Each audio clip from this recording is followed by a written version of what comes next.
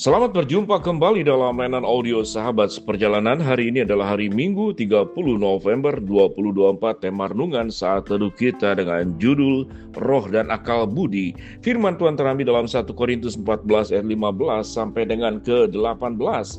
Jadi apakah yang harus kubuat?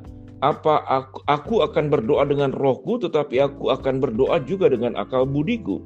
Aku akan menyanyi dengan memuji dengan rohku, tetapi aku juga menyanyi dan memuji juga dengan akal budiku.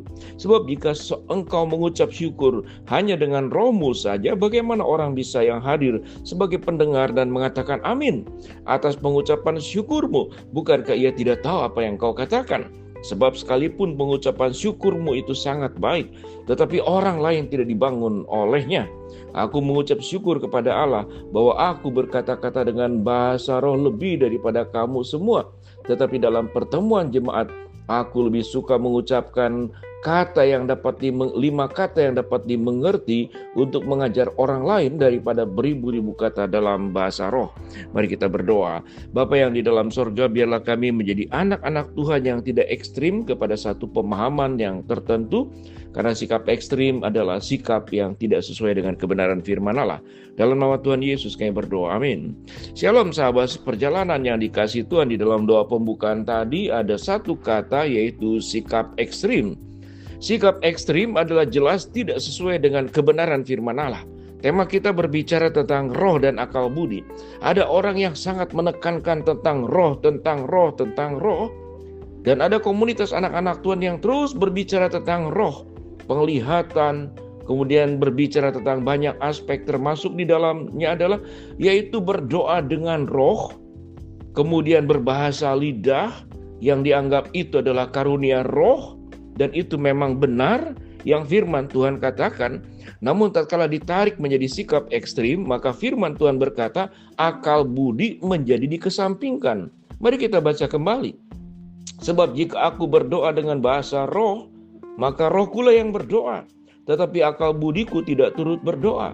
Jadi apakah yang harus kubuat? Aku akan berdoa dengan rohku, tetapi aku akan berdoa juga dengan akal budiku. Aku akan menyanyi dengan memuji dengan rohku, tetapi aku akan memuji juga dengan akal budiku. Sebab jika engkau mengucap syukur dengan rohmu saja, bagaimana mungkin orang biasa yang hadir sebagai pendengar dapat mengatakan amin atas pengucapan syukurmu? Bukankah ia tidak tahu apa yang kau katakan? Sebab sekalipun pengucapan syukurmu itu sangat baik, tetapi orang lain tidak dibangun olehnya. Paulus berkata, aku mengucap syukur kepada Allah bahwa aku berkata-kata dengan bahasa roh lebih dari kamu semua. Tetapi dalam pertemuan jemaat, aku lebih suka mengucapkan 5 kata yang dimengerti untuk mengajar orang lain juga daripada beribu-ribu kata dalam bahasa roh. Kembali dalam satu kata, yaitu jangan bersikap ekstrim, karena bersikap ekstrim itu tidak sesuai dengan kebenaran firman Allah. Di dalam firman Tuhan yang kita baca itu dikatakan berdoa dengan roh, kemudian bersikap memakai akal budi adalah bagian yang sudah Tuhan ciptakan menjadi bagian yang menyatu dalam setiap diri kita masing-masing.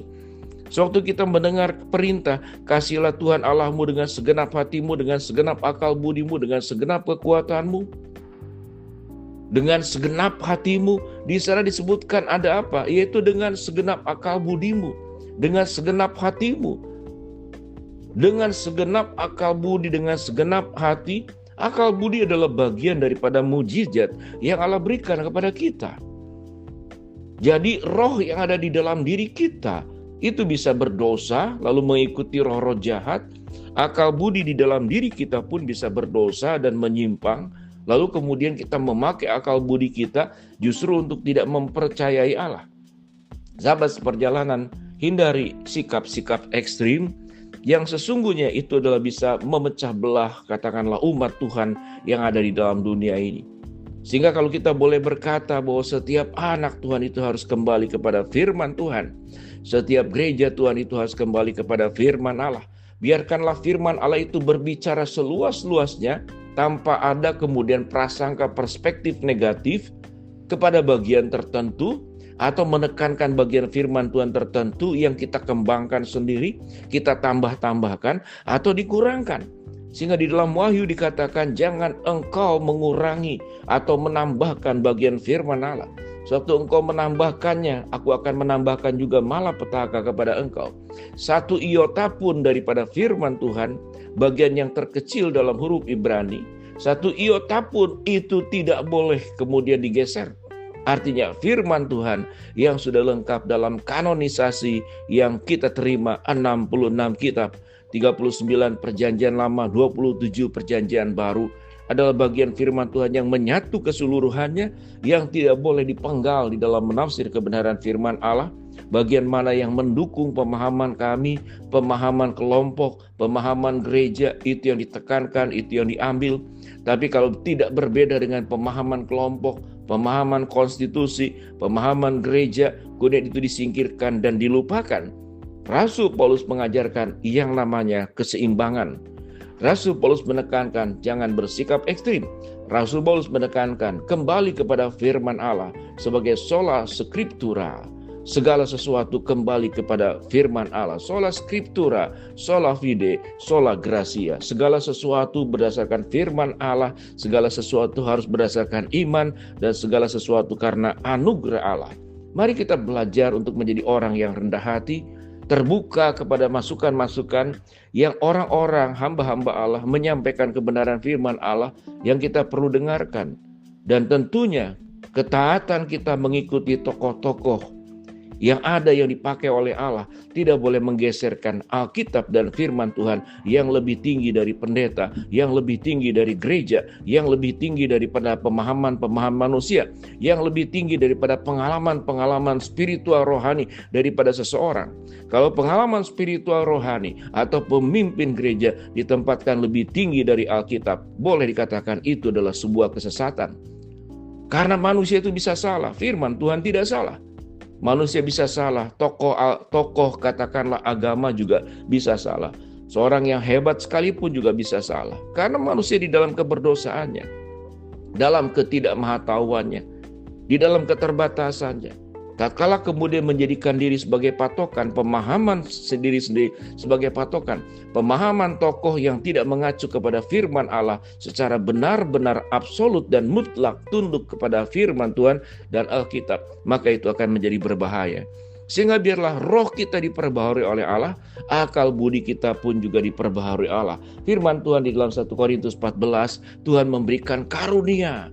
Ada orang yang berkarunia di dalam bahasa roh. Ada orang yang bisa berdoa dengan bahasa roh, tetapi akal budi adalah disetarakan. Yang tatkala sudah diperbaharui, akal budi pun menjadi bagian yang harus dipakai.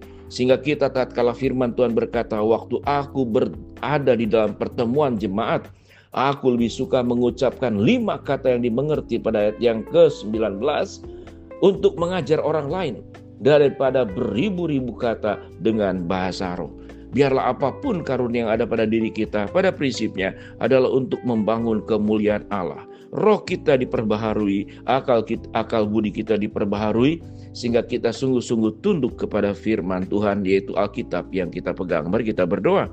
Bapa dalam surga, terima kasih buat kebenaran firman Allah yang kami pelajari. Mau berdoa buat sahabat seperjalanan yang sakit, Tuhan jamah sembuhkan. Sahabat seperjalanan yang sedang menghadapi masalah, Tuhan bukakan jalan. Sahabat seperjalanan yang sedang berdoa mengharapkan sesuatu, Tuhan kabulkan dengan cara dan waktu Tuhan yang terbaik. Di dalam nama Tuhan Yesus kami berdoa. Amin. Shalom. Tuhan memberkati kita semua.